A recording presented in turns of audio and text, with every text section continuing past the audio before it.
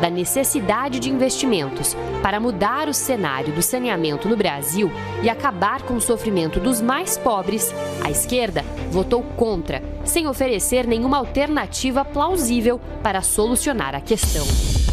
Outro tema que envolve poder e demonstra a incoerência da esquerda é com relação à reforma agrária. O tema é antigo e gera inúmeras discussões, pois de um lado tem milhares de famílias que buscam um pedaço de terra para morar e trabalhar. De outro, há inúmeros hectares improdutivos nas mãos de poucos. E no meio de tudo isso, há os militantes de esquerda. Quando se fala no MST, por exemplo, a ideia que vem à cabeça é de um grupo que defende os interesses daqueles agricultores vulneráveis. Mas isso não passa de ideia mesmo, porque na prática a situação é diferente. Representantes do grupo já declararam de forma aberta em entrevistas a veículos de comunicação que são contrários à política do governo Bolsonaro de entrega de títulos temporários e definitivos aos agricultores. O que não faz muito sentido, porque o título é o documento que dá ao sem terra o direito de ter o que é seu, sem correr o risco de que ninguém tome.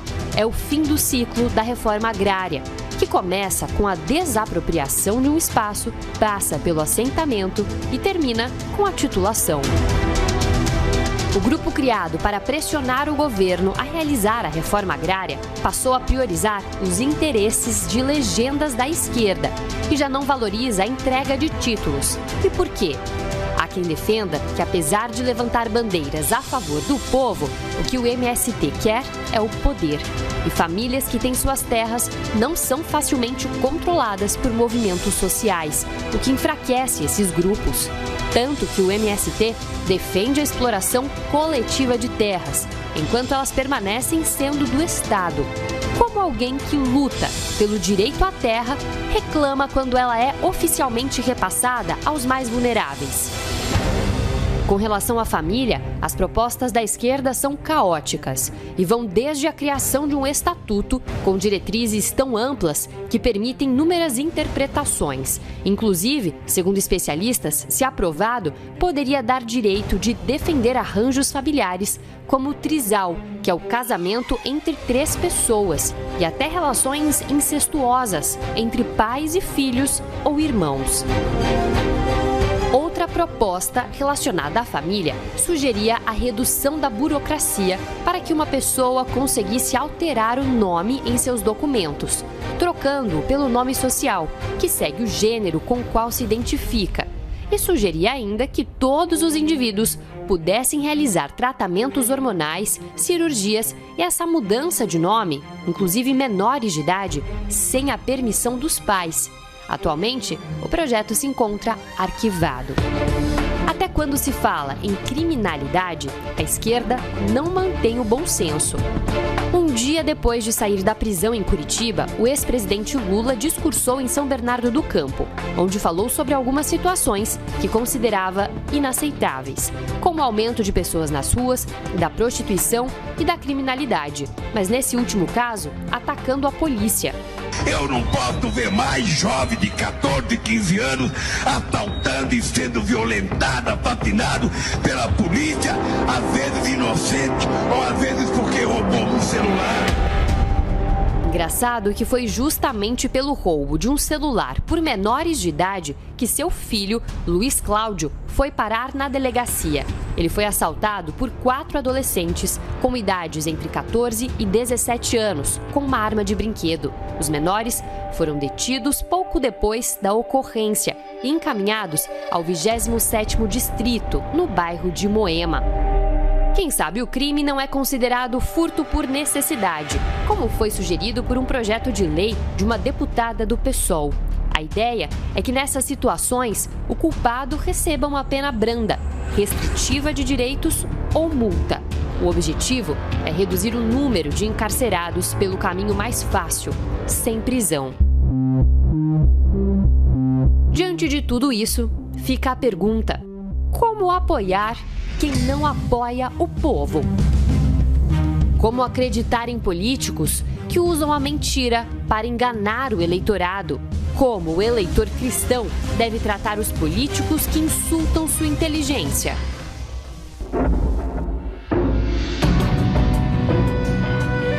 Muito bem-vindo ao Entre Linhas de hoje. Vamos tratar aqui deste assunto polêmico. A esquerda contrata pastores para consultá-los como se aproximar do povo cristão, especialmente o povo evangélico, e os católicos também. E é aconselhada por tais chamados pastores a enganar o povo, a não dizer a verdade, não dizer o que realmente pensa, para não espantá-los, mudar o seu discurso para aquilo que o povo quer ouvir e não a verdade. Nós vamos tratar desse assunto hoje, o que você acha disso. Nós estamos aqui com o Bispo Adilson, como sempre, e convidados especiais, Bispo Alessandro Pascoal e o Bispo Eduardo Bravo, representando o Unigrejas, e vamos tratar desse assunto aqui, porque eu não sei vocês, mas eu fiquei chocado por várias razões.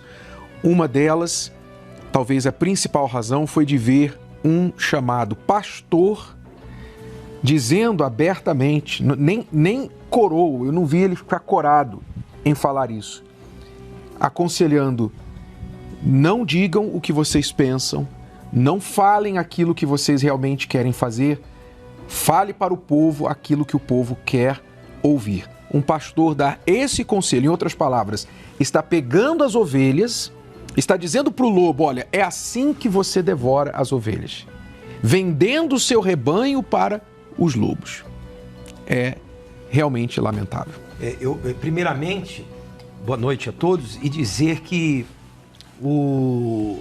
é um falso pastor, porque ele se disse pastor da Assembleia de Deus, mas a liderança da Assembleia de Deus emitiu documento dizendo que ele não é pastor da Assembleia de Deus. E como nós já comentamos em programas de rádio, e eu tenho chamado ele, e já está circulando esse comentário no meio evangélico, e chamando esse dito pastor como o pastor Balaão, né? Balaão é aquele falso profeta que foi contratado por uma nação inimiga de Israel para amaldiçoar Israel. E como não podia amaldiçoar Israel, não tinha autoridade para isso, então essa nação inimiga diz: como que nós podemos destruí-lo? E ele orientou então essa nação inimiga enviar mulheres que corrompessem o deserto, o exército que estava acampado lá no deserto, e fizesse esse exército pecar, se corromper, e assim destruiriam Israel. Então foi o que o PT fez, contratou esse pseudo pastor, o pastor Balaão, para orientar a esquerda de como atrair ou dividir o povo evangélico. E já começa com uma grande contrariedade, né? Quem prega a verdade, quem trabalha com a verdade, não pode, em tempo algum, coadunar com a mentira. Se esse pseudo-pastor, ele é verdadeiramente uma pessoa que leva a sério o evangelho, o primeiro posicionamento dele seria ser contrário a um posicionamento de levar as pessoas ao engano. Ele deveria querer conduzir as pessoas à verdade. Então isso já serve como primeiro alerta para todos os que são evangélicos e também para os demais pastores que ouvem a voz desse pseudo-pastor. Infelizmente, a gente tem essa situação hoje, Bispo Adilson, porque as pessoas, você vê, já por vários anos, pesquisas são feitas no Brasil para medir a credibilidade das instituições no Brasil. E entre as primeiras instituições que gozam de credibilidade entre o povo são as igrejas. E os políticos sabem disso. Então, por isso, muitos se valem dessa credibilidade para poder passar suas mensagens e chegar a este povo. Mas o povo tem que ficar atento e alerta, não é que nem todos, como Jesus disse, nem todos que me chamam Senhor, Senhor são meus servos, e nem todos que se dizem pastor, pastor, na verdade, estão cuidando das ovelhas. Mas a gente teve uma boa notícia aí agora, eu não sabia, o Bispo Eduardo trouxe a informação de que não é pastor. Então eu vejo como uma boa notícia, porque realmente é estranho que alguém que pregue a Bíblia, primeiro, aceite uma ideologia que é contrária àquilo que está escrito na palavra de Deus. E segundo, porque também, como é que pode um pastor estimular que as pessoas sejam enganadas? Ou seja, vamos trabalhar com a omissão, para não dizer a mentira, então vamos dizer que ele orientou que eles trabalham, que a esquerda trabalhe com a omissão. Por quê? Porque se as pessoas que, eu diria não só evangélicos, mas cristãos, Sim. isso envolve também o povo católico. A partir do momento que a pessoa professa fé nas escrituras sagradas, então se ela toma conhecimento do programa de governo, da intenção que há por parte da esquerda, então logo ela vai entender que ela não pode apoiar esse tipo de ideologia e esse tipo de candidato. Então, ele vem orientando isso, ó. Omitam o que vocês querem fazer, porque senão o caldo vai entornar. Em outras palavras, mintam para o povo, mintam para o eleitor. Enganem o eleitor para que vocês, uma vez chegando no poder, possam fazer o que vocês quiserem. Mas enganem o eleitor, quer dizer, para que eles votem pensando que é pastor, na verdade é lobo, não é? Para que as ovelhas elejam o lobo para serem devorados. Basicamente é este o conselho que está sendo dado pelos balaões deste mundo aí. Agora, é importante a gente também entender aqui o contexto do porquê o PT está recorrendo a esta estratégia, não é? Que não é só um tal chamado pastor, mas ele tem procurado contratar, angariar apoio de alguns chamados líderes evangélicos para tentar comunicar a seguinte mensagem para o povo. Olha, o conselho que eles receberam é: não fale de pautas de costumes, não é? As pautas de costumes são: não fale de ideologia de gênero nas escolas, não fale de os novos modelos de família, trisal e projetos de lei aí que estão propondo coisas como incesto, coisas como promiscuidade dentro da própria casa. Não fale sobre isso, mantenha-se longe dessas pautas. De drogas, né? Legalização das drogas, não fale disso, porque o povo, o eleitorado evangélico cristão não quer ouvir sobre isso. Mas fale, o conselho deles fale sobre comida no prato, sobre faculdade para os seus filhos, fale sobre a bolsa para isso, a bolsa para aquilo. Leve o povo a pensar sobre dinheiro no bolso, não é? Porque dinheiro no bolso as pessoas gostam, todo mundo gosta, todo mundo quer. Ou seja, enganem as pessoas. Por que o povo evangélico, cristão, acabou se afastando da esquerda? Por que o povo evangélico cristão acabou se desiludindo com a esquerda, que por muito tempo andou junto? Uhum. Mas de uns anos para cá, parece que a esquerda acordou para o fato de que o povo cristão não estava mais apoiando a esquerda, e agora a esquerda está se perguntando como é que nós vamos fazer para trazer esse público de volta. Eu acho que a gente precisa entender, em primeiro lugar, e o PT e a esquerda de forma geral, o que eles precisam entender, em primeiro lugar, é o que eles fizeram para afastar esses eleitores, que é o que ninguém quer falar. E a verdade, Bispo Renato e você que está acompanhando, é que durante muitos anos o engano foi implementado através de uma cultura na mente do povo brasileiro de que o lado social só foi feito pela esquerda. Então, quando se associa aos projetos sociais, ao auxílio ao pobre, ao auxílio ao jovem nas universidades, então as pessoas culturalmente lembram disso associado a partidos de esquerda, quando na verdade isso são projetos de governo. Hoje nós tivemos aí uma ação do atual presidente que eu achei que foi maravilhosa, mostrar para o povo brasileiro que um projeto social que ajudou milhares de pessoas, que nasceu em um governo de esquerda, não é do governo de esquerda, é do povo brasileiro, que foi a mudança de um nome, de um projeto social de uma bolsa, que era um nome de bolsa para a família, para um projeto social do nome do país, que leva o nome da nação, o Auxílio Brasil.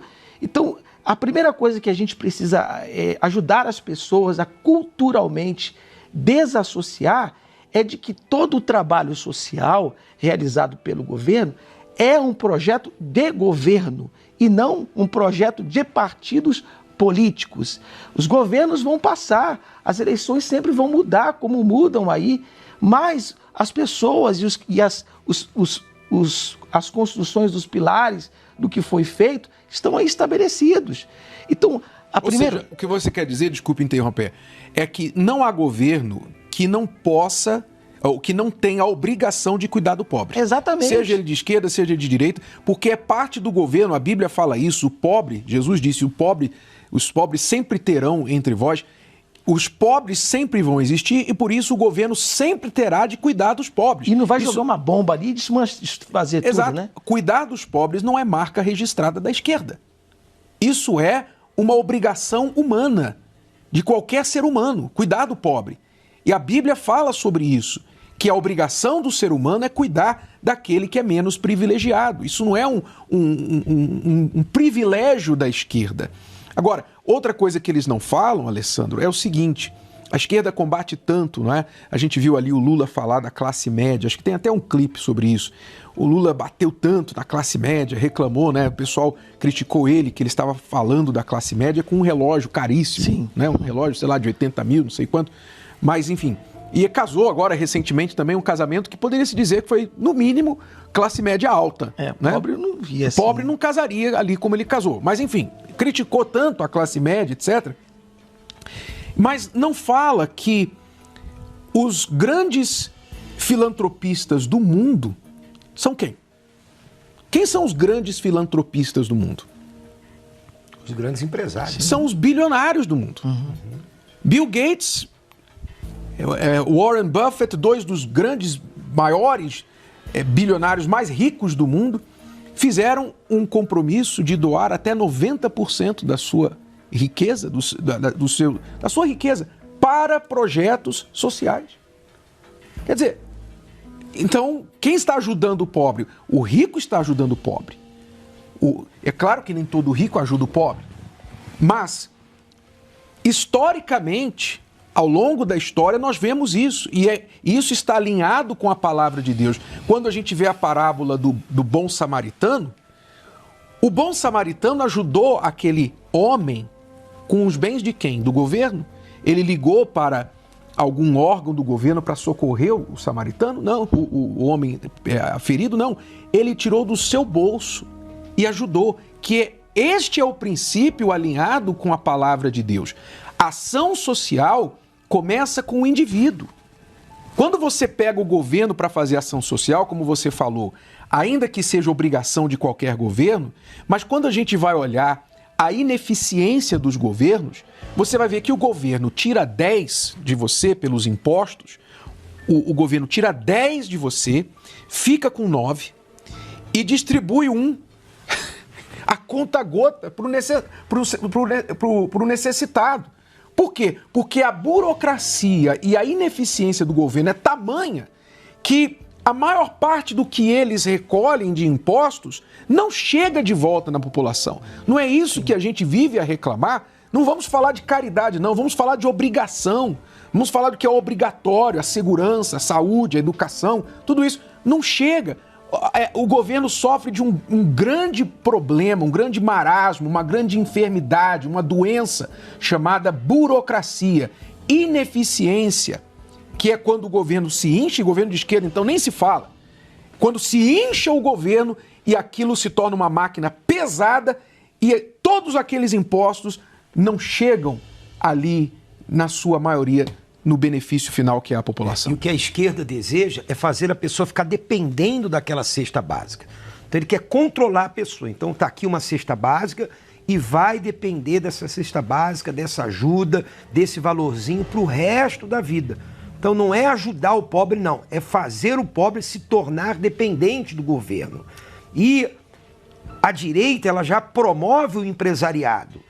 E a igreja promove a mudança de vida. Porque a igreja também faz obra social. Aliás, quem mais ajuda esse Brasil são as igrejas evangélicas. Mas junto com a cesta básica, a palavra de fé, sua vida vai mudar. Daqui a pouquinho aquela pessoa que recebeu já está ajudando outros. A vara para pescar, não é só o peixe. A vara para pescar, a fé. Então a pessoa recebe hoje a cesta básica, daqui 3, 4, 5, 6 meses, ela já está produzindo e ajudando outras pessoas. Mas é importante a gente falar sobre isso, porque culturalmente as pessoas elas associam a questão de governos e de projetos sociais a pautas de esquerda, e não é. A esquerda se apropriou de um direito que é da pessoa, do ser humano, e que hoje no país, se há um movimento de uma forma correta, de levar as pessoas à libertação disso, daquele que hoje tem necessidade, que recebe um auxílio, ele recebe por determinado tempo para que ele possa sair daquela vida e ter a projeção para ter uma nova vida. E o que a gente vê, Alessandro, é que a ideologia tem sido colocada acima do bem-estar da sociedade. Porque mesmo quando a gente tem um governo em que o executivo é de direita, mas isso não significa dizer que a esquerda não esteja participando. Porque quando a gente vive numa democracia, como é o caso do Brasil, a esquerda também tem os seus representantes no legislativo. E aí, às vezes, a gente vê casos como foi mostrado na matéria, eu não tinha conhecimento, soube agora, em que houve um projeto de lei a ser votado no Congresso que favorecia o saneamento básico, fazendo levantar incentivo dos empresários privados. Obrigado. Então, por que eles votam contra? Por que votar contra? Porque, na verdade, é mais ou menos assim.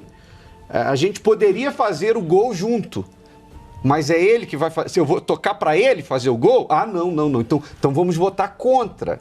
Então, não se visa o bem da população, se visa a sua ideologia. Se aquilo que vai ser aprovado não vai ser favorável para aquela ideologia, para aqueles que defendem a esquerda... Aquele lado, né? É porque, no fundo, nós somos uma democracia em que cada um tem pensamentos diferentes, mas deveríamos todos estar favorecendo o bem-estar das pessoas. Peraí, saneamento básico, o Brasil precisa, o Brasil carece disso, nós estamos muito atrasados em relação a isso. Então, era aquele tipo de projeto de lei que deveria ter 100% de aprovação. Deixar as diferenças de lado. Pessoa que diz que quer o bem da população se posiciona contrário a isso. É ideologia acima do interesse do povo, realmente. Então, e a gente vê isso, que o propósito da oposição hoje em dia, isso acontece dos dois lados, mas a esquerda principalmente, a esquerda é vingativa, a esquerda é maliciosa, a esquerda ela trabalha com o engano, como nós estamos vendo aí neste conselho de Balaão, para enganar as pessoas. A gente vê, por exemplo, muitas das coisas que acontecem, que são boas para a população, os canais de comunicação não divulgam aquilo que está disponível para a população, só divulga, só acha o problema, o defeito. É tipo, eu estou olhando para a sua roupa, eu não vou olhar a sua roupa toda e falar assim, poxa, seu terno é bonito, Alessandro. Eu vou olhar assim, ó, tem um cisco aí no seu sapato, que você é um relaxado por causa desse cisco aí no seu sapato. Quer dizer, é assim que a mídia olha, a mídia que normalmente está do lado da esquerda, porque a esquerda sempre bancou a mídia, fica fazendo com o governo, atacando, quer dizer, um espírito de divisão, um espírito de destruição, como você está falando. É ideologia acima de interesse do povo. Então as pessoas têm que abrir os olhos e a esquerda tem que entender, como a gente falava no início, por que o povo evangélico desencantou da esquerda? Por que o povo evangélico desencantou destes que outrora mantinham uma cortina de fumaça para cobrir as suas verdadeiras intenções. Porque hoje é bonito um político de esquerda, um candidato, chegar na televisão, na mídia e falar assim, olha, eu quero ver comida no prato do povo, porque o povo está sofrendo com isso, o povo está sofrendo com aquilo. É bonito o candidato falar isso, mas quando a pandemia estava aí, esses mesmos candidatos estavam mandando fechar tudo. Estavam mandando o povo ficar em casa. Agora que não é só o Brasil, é o mundo que está nessa pandemia econômica, agora é culpa do governo atual. E eu não estou aqui para defender, quero deixar bem claro, eu não estou aqui para defender Bolsonaro.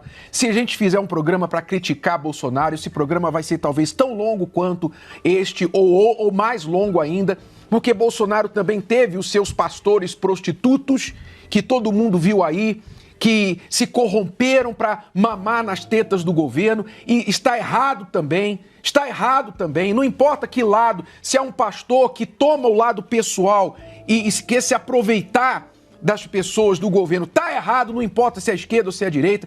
Nós não estamos aqui defendendo direita, nós estamos aqui falando do quê? Da verdade. Da justiça. Do que é justo.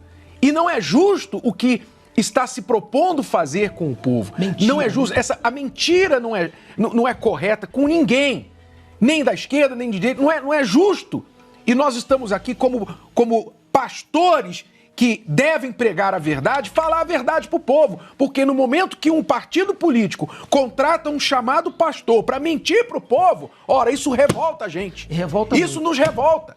E é por isso que nós estamos fazendo esse programa, para que você, povo cristão, evangélico, você abra os olhos para o que está aí. Porque não adianta você reclamar, o governo, o Brasil está assim, o Brasil está assado.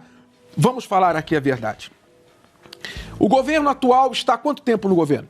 Agora vamos fazer 3 anos, né? 3 anos e alguns meses. 3 anos e alguns meses. 3 anos e alguns meses. Houve a mudança do governo de 16 anos do PT e seus aliados para o governo que estamos aí agora.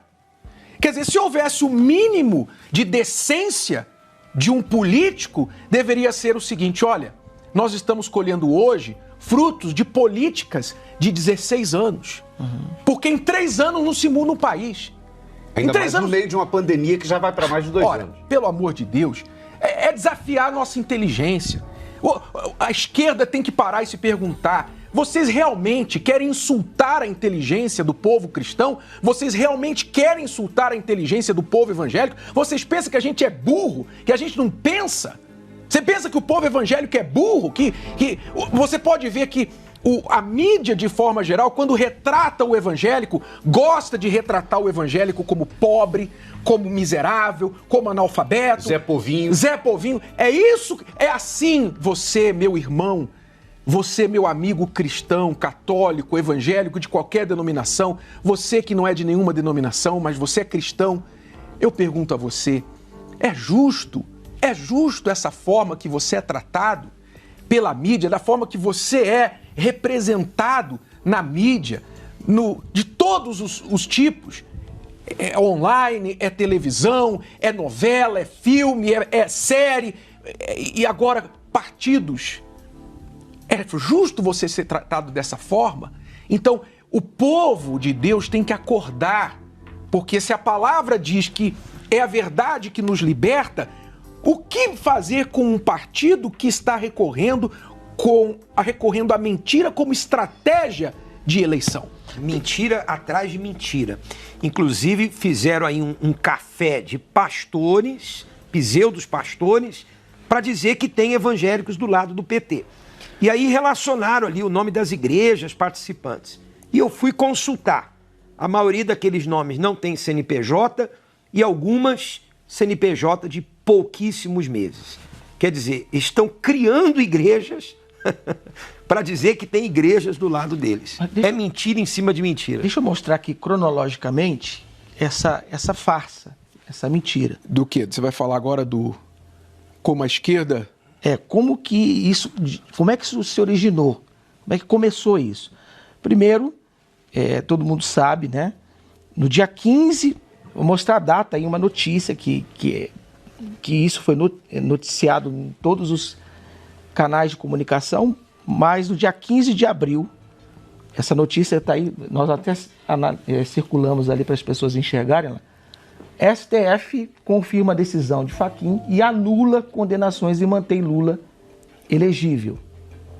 Então, no dia 15/4 de 2021, a esquerda, através do seu principal representante, o ex-presidiário e ex-presidente da República, recebeu, então, aí a liberação para disputar as eleições. Que, diga-se de passagem, não foi absolvição dos crimes pelos quais ele foi condenado. Foi simplesmente a anulação da competência dos tribunais onde ele foi condenado. Sim. Ou seja, não houve absolvição. Houve cancelamento da condenação. Em todas as instâncias, diga-se de passagem. Exatamente, foi condenado em todas as instâncias. É isso que o povo tem que entender. a pessoa em questão não foi inocentada, mas usou-se de... O ministro anulou as condenações por uma técnica, um ponto técnico da lei para dizer o seguinte: não, vocês que condenaram não tinham jurisdição, não tinham competência para fazer o tal. Aí se iniciou, 15/4 de abril. Então, o PT, o que ele fez? A partir do momento que o ex-presidiário e ex-presidente estava apto pela lei para disputar as eleições, eles fizeram uma campanha de medição de solo. Começaram a fazer pesquisas no território nacional para verificar como estava a questão do ex-presidente. Então, o que se foi perceptível? E levaram 5 meses para fazer isso. Nesses 5 meses, eles perceberam o quão distante o povo evangélico havia saído das garras do PT, das mãos do PT, se afastado, se distanciado do PT. E por quê? Essa, como o senhor falou agora há pouco, essa deveria ser a pergunta. Por quê? Porque o PT não era mais o partido dos trabalhadores, mas o partido da liberação das drogas, da legalização da maconha, da liberação do casamento entre pessoas do mesmo sexo, o partido contra a família tradicional, de gênero nas escolas. Da ideologia de gênero nas escolas. Então o povo evangélico falou, isso aqui não coaduna com os nossos princípios, não é mais o partido que tem os nossos princípios e valores. Então nesses 5 meses de diagnóstico que eles demoraram, então eles perceberam, nós precisamos de uma reaproximação. Então no dia 5/9 de setembro, quer dizer, 5 meses depois, pode colocar a data aí, por favor, 5/9, o que acontece? Foi publicado, PT investe em aproximação com evangélicos. Conheça os pastores de Lula. Quer dizer, de onde surgiu? 3 meses, o que a gente entende por essa notícia aqui, Bispo Adilson, Bispo Renato e Bispo Eduardo Bravo? 3 meses eles tentaram aproximação com os principais líderes evangélicos. E o que eles encontraram? Nada.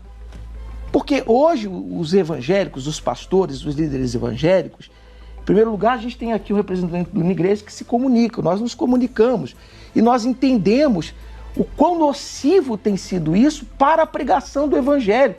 Porque além de tudo isso aí, contra a família e tudo que é nocivo aos nossos valores, eles ainda querem fazer marcos que impedem a gente de pregar o evangelho, a palavra de Deus. Então, eles não encontraram portas abertas. Então, o que eles fizeram? Buscaram aproximação com os menores pastores evangélicos. Aquelas igrejas que têm 20 membros e foram criando núcleos. Por quê? Porque os evangélicos hoje no Brasil representam 65 milhões, segundo o Censo de Pesquisa de 2020. São mais de 31%, em outras palavras. É o fiel da balança, é quem decide as eleições hoje de 2022 no Brasil. Então, por isso que há essa aproximação. Não é preocupação com o povo evangélico, não é que eles têm respeito pelo povo evangélico. O que eles têm é interesse no voto. E atenção, pastores evangélicos e membros das igrejas evangélicas em geral. Muitos nesse meio aí acabam se corrompendo e até às vezes se vendendo a troco de bananas para ter o voto do povo evangélico. Então, que isso sirva de alerta, porque aqui está a razão. Essa aproximação busca, na verdade, o voto do povo evangélico que vai decidir essas eleições. Pois é, nós vamos agora colocar aí um trechinho, você falou aí do voto. Eu queria colocar, na verdade, a matéria que fala da venda do voto. Infelizmente, um dos graves problemas que nós temos no Brasil ainda hoje é exatamente a venda de votos. Vamos acompanhar.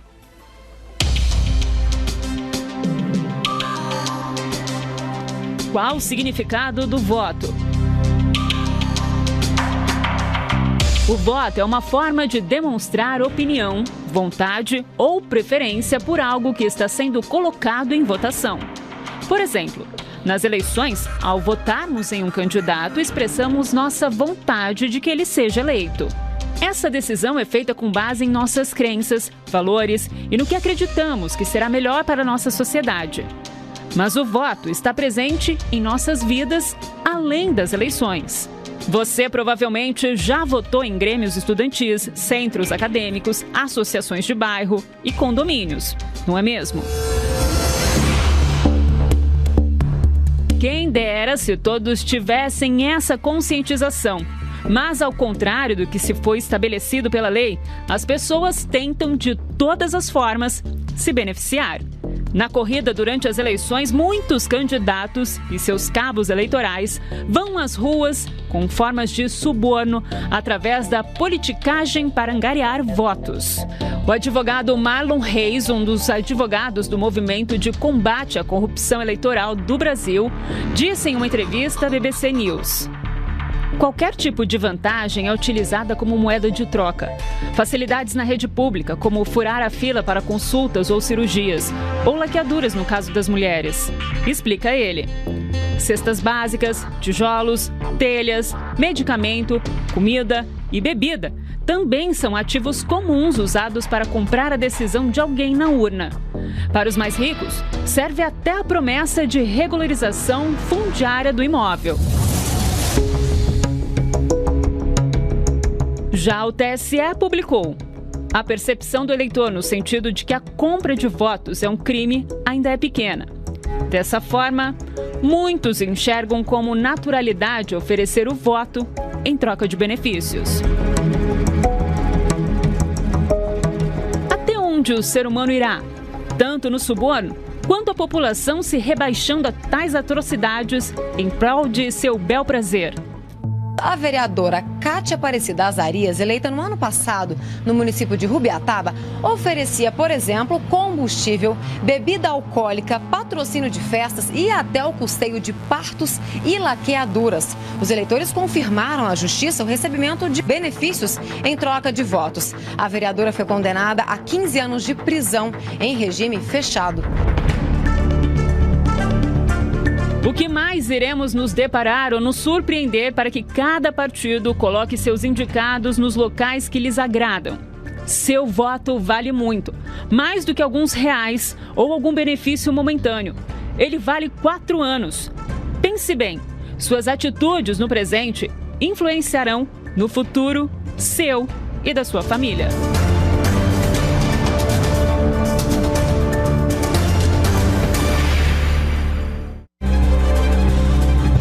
Em tempos de eleições, o voto é a coisa mais importante.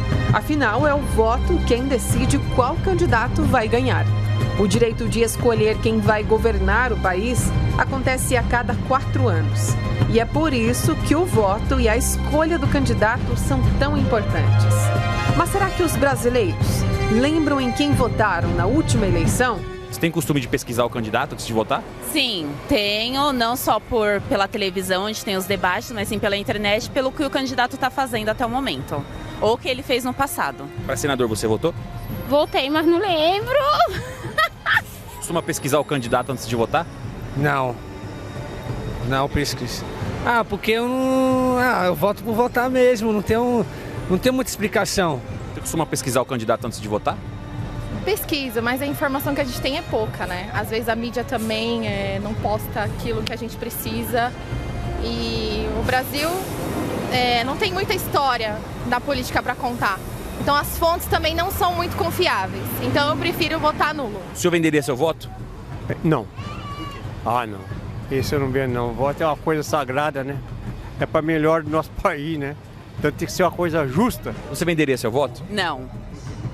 Porque é um essencial da população eleger aquele que nós queremos o bem para nós. Não só para mim, como para a população em si e que corresponde às nossas expectativas. O senhor venderia seu voto? Eu venderia por um Brasil melhor. Se eu tivesse certeza que o Brasil ia melhorar, eu venderia. Você já vendeu ou venderia o seu voto? Jamais!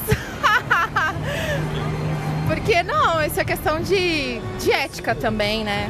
E também parte do indivíduo uma moral que a gente tem que ter. Então, de jeito nenhum, ele pode oferecer horrores, mas não me convence. Você venderia o seu voto? Ah, eu venderia, mano. Porque, mano, papo reto, eu mesmo preciso de dinheiro. Qualquer dinheiro que vir pra minha mão, eu tô vendendo as minhas coisas aí. Mas você não acha que o teu voto de hoje prejudica no futuro da sua família amanhã?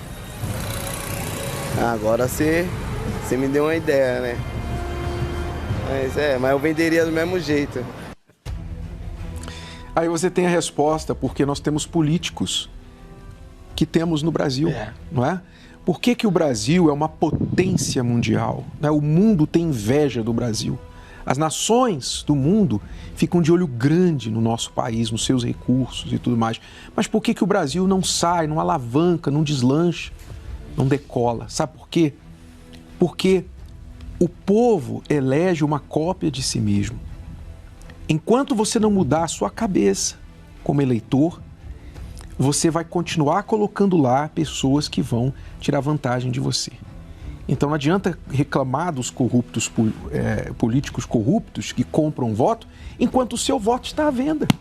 E é por isso que também esses corruptos, eles não querem tirar essas pessoas do assistencialismo, do dar o peixe, para dar para elas a vara e ensiná-las a pescar. Justamente para que elas continuem pensando assim. Porque o que a gente vê é que, em pleno século XXI, ainda existem pessoas que abertamente dizem: eu venderia o meu voto.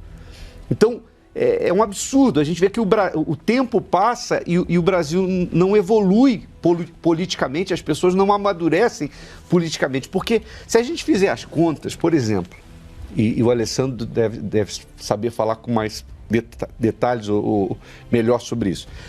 Para que um político, um deputado, por exemplo, um candidato a deputado, a cargo legislativo, para que ele tenha números que façam a diferença nas urnas, através da compra de votos, então ele precisa comprar muito voto.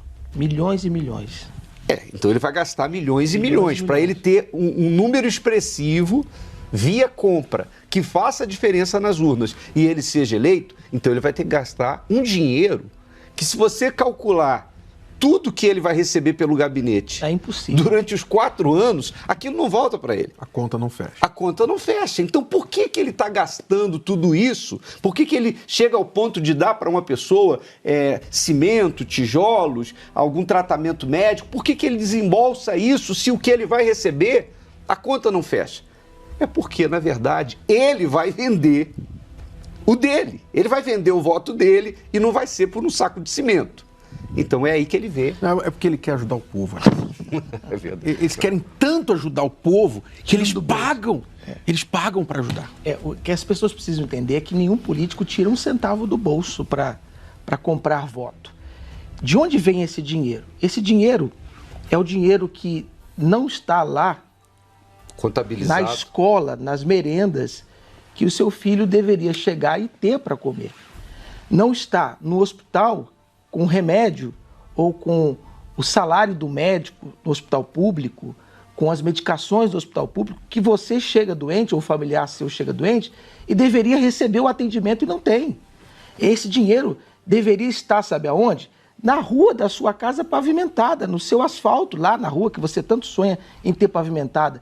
Então é aí que está. As pessoas, quando elas aceitam esse tipo de suborno, elas precisam ter a consciência que esses políticos não pegam daqui do bolso, estão roubando ela mesma, roubam a população. Por isso, se a gente quer um fim aos políticos que compram votos, tem que ter um fim aos eleitores que vendem o seu voto. É a lei da oferta e procura. Oferta e procura. Então, você tem que cobrar do seu político, do seu candidato, aquilo que você realmente precisa, aquilo que a população, de forma geral, precisa.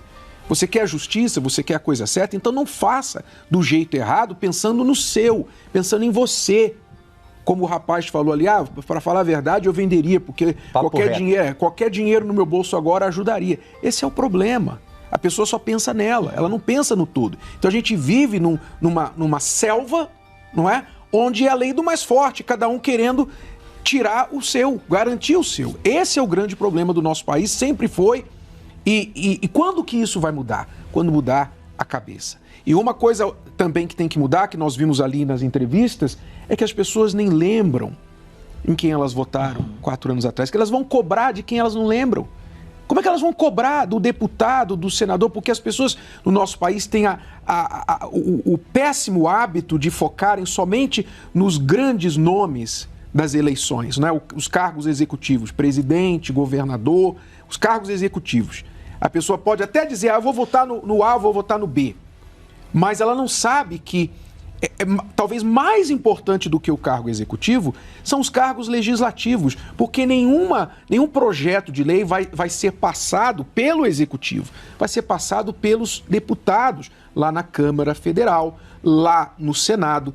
Então é tão quanto, se não mais importante, que você escolher o presidente e o governador, você escolher o deputado estadual, o deputado federal, o senador que vai te representar, que vai barrar as leis que você não quer que passem, aquelas leis que vão contra os seus princípios e valores, e vai aprovar aquelas leis que promovem os seus princípios e valores, no caso dos cristãos, os princípios cristãos. E alguns entrevistados disseram que não fazem a pesquisa. E aí há até o risco da incoerência de repente, a pessoa votar no nome para o executivo, presidente, ou governador, ou prefeito, e ela está, por falta de pesquisar, ela está elegendo ou votando num parlamentar que vai se opor àquele que ela elegeu para ser governador, ou presidente, ou prefeito. Ou seja, ela arma uma bagunça. Sim. Ela mesma contribui para trava tudo, né? E não tudo. Só isso. Olha só que curioso, dentro disso que você está falando, Bispo Adilson.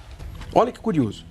Ela pode votar num presidente de direita, eleger um presidente de direita, porque ela votou nele, e ainda assim, pautas, assuntos da esquerda podem passar no Congresso e Senado se ela votar em deputados da esquerda. Porque quem vai fazer a coisa acontecer são eles. Sim. Quem vai aprovar os projetos de lei são eles. Então não adianta você votar em um que pensa uma coisa e no outro que é contrário a este. Você tem que alinhar os seus pensamentos, os candidatos com os princípios que você defende, que você acredita. Então é por isso que a gente tem dito que é impossível um cristão ser de esquerda. Porque quando você pesa os princípios de um, não batem com os princípios do outro. E é o que a gente vai ver agora nesta matéria. Veja só.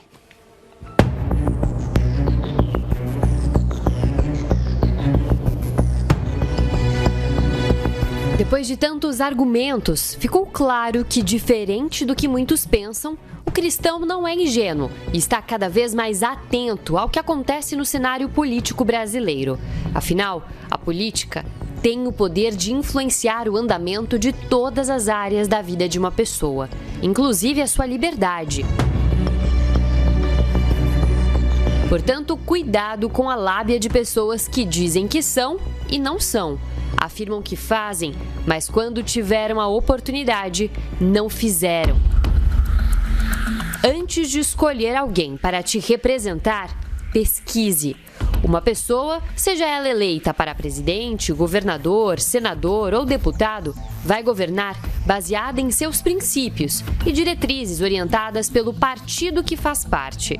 Cada cargo tem sua função específica, que está relacionada à aprovação de leis e medidas que serão aplicadas a todos. Desta forma, responda: como dar um voto de confiança em quem defende a ideologia de esquerda? Quer mudar o conceito de família? Porque vocês querem destruir a família. Sim. Queremos. Não é? E se a gente não quer, não vai ser ameaça. Que busca anular a igreja da sociedade. Que prospera dividindo pessoas.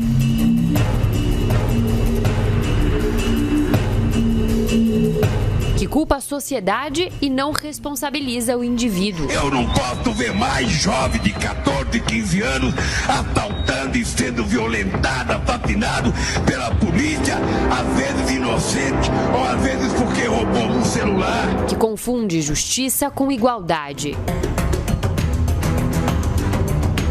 Que parece defender a democracia, mas gosta do poder. E quer tomar de volta a liberdade do povo. Tem algum setor da empresa que não quer que eu volte ser candidato, porque se eu votar eu também vou regular os meios de comunicação nesse país. A gente não pode ficar com a regulamentação de 1962, não é possível. Então eu penso que nós vamos fazer uma coisa muito nova. O poder que o povo tem nas mãos é imenso, mas não pense que não vão tentar anulá-lo através da enganação. Quando se trata de política, a análise crítica dos fatos e o que está por trás deles é essencial. A gente está chamando as pessoas a um raciocínio, a um uso da inteligência. A pessoa falou ali na entrevista, a gente não sabe muito de política no Brasil, a gente não sabe muito sobre os candidatos. Não sabe porque não procura, não sabe porque não pesquisa, porque as informações estão aí. Nós estamos vivendo na era da informação, não se esqueça disso. É mais difícil enganar as pessoas hoje, ainda que tentem, mas é mais difícil. Então você tem que se informar. E quando você se informar, o que você vai concluir? A gente conclui que tudo que a esquerda toca fica pior. Basta você olhar isso. A esquerda toca na segurança, ela defende o bandido, o roubo e ataca a polícia, né? Então, causa uma baderna na segurança do país. A esquerda toca a economia, ela trava o empresariado, trava o empreendedor, provoca o desemprego, promove o assistencialismo, dá assistência de bolsas disso, bolsa daquilo, o desemprego aumenta e a economia fica, ninguém investe nada, não é? A esquerda toca na saúde, traz médicos lá de Cuba. Em vez de investir na medicina do Brasil, traz médicos de Cuba. A esquerda toca na saúde, não, vamos fechar tudo, fecha tudo, não é? A esquerda toca na educação. O que são as escolas hoje? Vocês se lembram do tempo de escola de vocês? Eu estudei em escola pública. Eu também. Também, a vida toda. Eu estudei em escola pública e eu tive uma boa educação. Mas isso foi há quê? 40 anos. 40 anos atrás. Sim. Quando a esquerda não estava no controle da educação. Hoje, você tem a esquerda basicamente no controle da educação, onde o professor não tem segurança em sala de aula, os alunos não sabem o que é ordem e disciplina. O ensino nas escolas hoje, a escola está mais preocupada hoje em ensinar ideologia de gênero, ensinar essas pautas esquerdistas do que matemática, ciências, as outras coisas que a gente manda os filhos para a escola para aprender. Os alunos de hoje não sabem o que é educação moral e cívica. Não sabem. Ia falar exatamente isso que o senhor não falou, que a esquerda toca da parte da corrupção, né? Que o senhor não tocou no assunto. Não, aí fala do governo. A esquerda toca no governo, incha o governo. Cria-se uma situação promíscua entre governo e as grandes empresas, como nós vimos aí na Lava Jato. Sim. O que aconteceu? Quer dizer, se você olhar, a esquerda toca na arte, na cultura. O que acontece? Baderna, desmoralização. Crianças vendo artistas nus. Libertinagem. Toca na família, meu Deus do céu. A esquerda tocou na família. O que aconteceu? O que está acontecendo com a família? É trisal, é incesto. É isso que a esquerda faz. Você cristão, pelo amor de Deus, você católico, você evangélico, não importa a sua denominação, abra os seus olhos, julgue por você mesmo. Não se iluda com um discurso bonito de comida no prato, de o seu filho para a faculdade, você se lembra disso. Hoje nós estamos colhendo os anos que a esquerda esteve no poder. Então, abra os seus olhos, porque se é a verdade que liberta, o mínimo que você tem que fazer é buscar por ela e não se enganar por discursos bonitos. E repito, eu não estou aqui apelando para você votar em candidato A ou B. Eu estou apelando para a sua inteligência, o uso da sua inteligência, que é o que Deus nos chama a fazer, ao raciocínio. Vamos raciocinar juntos. Deus chama o povo dele na Bíblia. Raciocinemos juntos. É isso que a gente está apelando para as pessoas fazerem. Estamos usando esse espaço para levar às pessoas uma consciência. Alguns poucos comentários dizendo assim, deveria estar falando de Jesus, deveria estar pregando a Bíblia e não se envolvendo no assunto da política. Bem, nós temos que alertar as pessoas hoje do perigo da esquerda para podermos ter liberdade, continuar a ter liberdade religiosa para pregar o evangelho no Brasil. Porque já há projetos de lei da esquerda para impedir que a Bíblia seja distribuída em hospital, presídio, biblioteca, lugares públicos.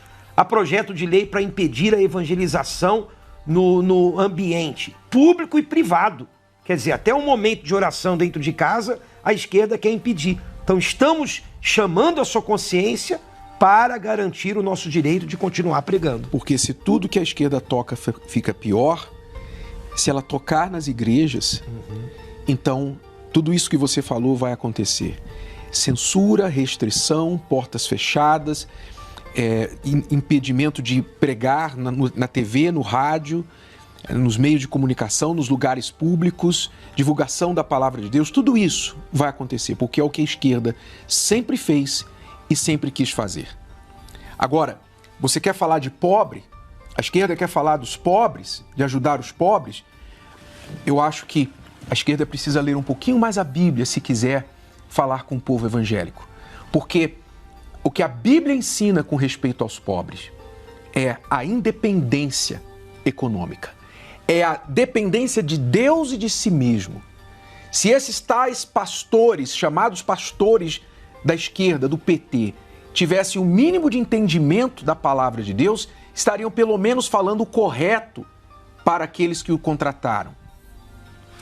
Que o povo evangélico crê em um Deus que o tira do pó, um Deus que o levanta da pobreza e da miséria pelos seus próprios esforços e não por esmolas e migalhas do governo.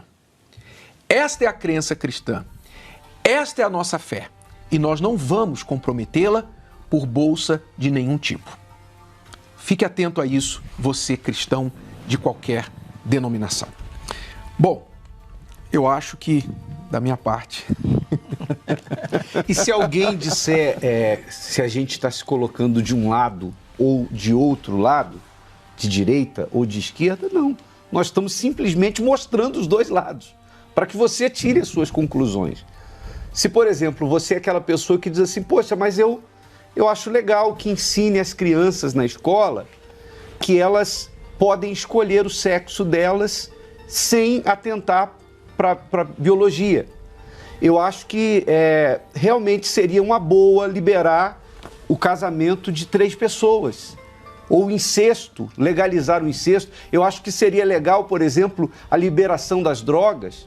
Bom, então você já sabe que você tem um pensamento que coaduna com a esquerda. Então nós não estamos aqui dizendo que apoiamos um lado ou outro. Nós estamos mostrando os dois lados, para que cada pessoa, de acordo com aquilo que pensa, tome a sua decisão.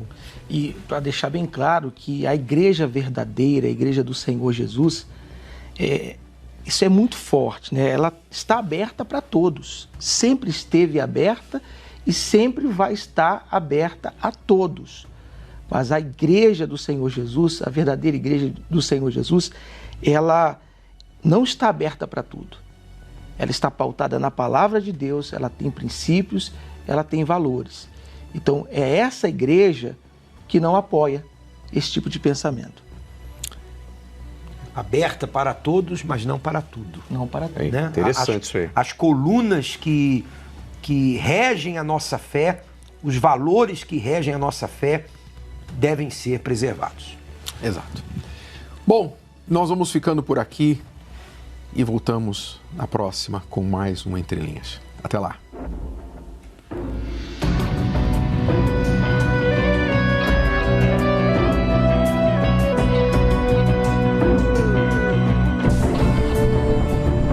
Na vida, sempre vamos nos deparar com